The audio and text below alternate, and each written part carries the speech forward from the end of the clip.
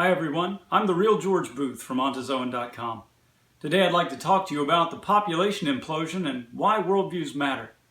I'd like to take you back in time to a neighboring state many decades ago when I was but a wee lad. There in school we were taught that Rachel Carson's Silent Spring and Paul Ehrlich's beliefs about the population explosion were going to doom us all. It was a great time to be a kid, let me tell you. What we kept hearing was that Earth's population was growing beyond our ability to feed everyone and provide lights and energy for everyone. We were going to deplete the Earth's fragile resources, and it was very important, therefore, not to have babies. Well, I'll say this for fear. It works. So now what we have, instead of the world's population is still increasing. So what we have, though, is instead of a population explosion or a fear of that in the West, we have a demographic drop-off, a population implosion, if you will. So let's get our heads around a couple of statistics. One is the birth rate. So that's how many babies are born in a given country. The other is the fertility rate, and that's how many babies per woman would be born over a woman's fertile years. Replacement fertility is 2.0 births per woman. And for a long time, the United States was cruising along at about 2.1, growing modestly based on native births, but not declining either. Here's the thing though, now throughout the West, so think about Western Europe and in North America, that includes Canada, the US, in the Pacific it includes Australia and New Zealand, and some of our friendly Asian countries such as South Korea and Japan.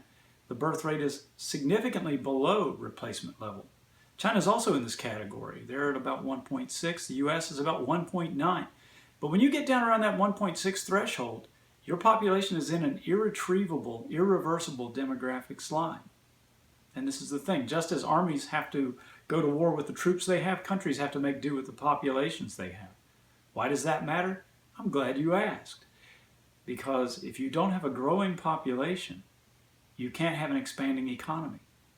But you'll say, what about the robots that are going to do everybody's unpleasant tasks?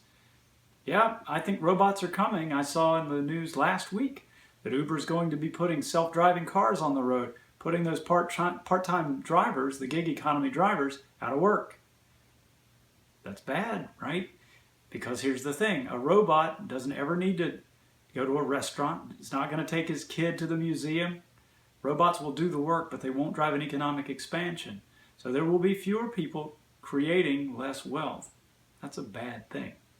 Now, what do worldviews have to do with all this? Well, if you believe in a materialist universe, that the cosmos, as Carl Sagan used to say, is all that is, was, or ever will be, then whatever is right.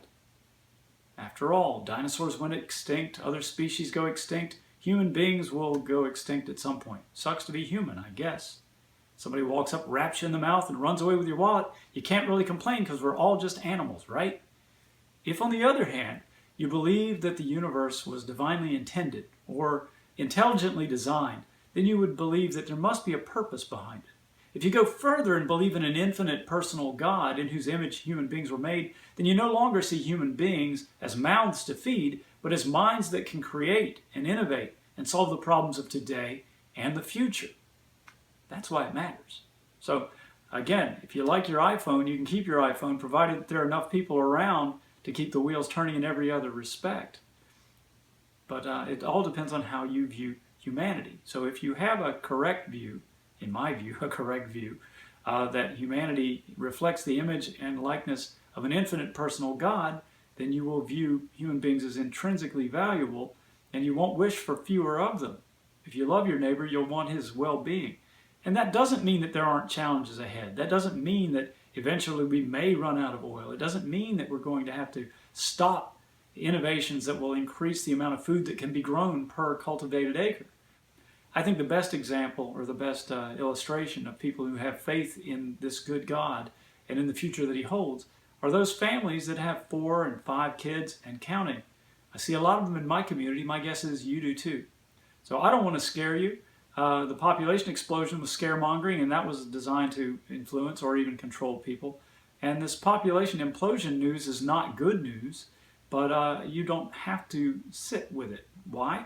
Because the great thing about the future is you get to choose. So how about you? What kind of future are you planning?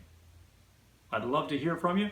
leave me a comment below, send me an email, or DM me through social media. I've got links for all of it below on this page. In the meantime, I'm the real George Booth from Ontozoan.com.